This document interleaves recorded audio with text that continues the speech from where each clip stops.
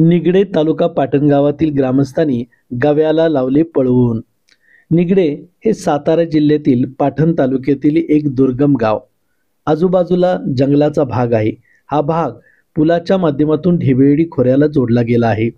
मराठवाडी धरणामुळे आजूबाजूच्या गावांचे इतर ठिकाणी पुनर्वसन झाले आहे। यामुळे जंगलातील विविध प्राण्यांचा उपद्रव निगडेसारख्या दुर्गम गावांना होऊ लागला आहे। शेतामध्ये लावलेली विविध पिके माकडांचे कळप, डुकरे व रानगवे उद्ध्वस्त करत आहेत। यामुळे येथील लोकांचे जीवन विस्कळीत झाले आहे। शेतातून पोटापुरतेही धान्य हाती येईनासे झाले आहे।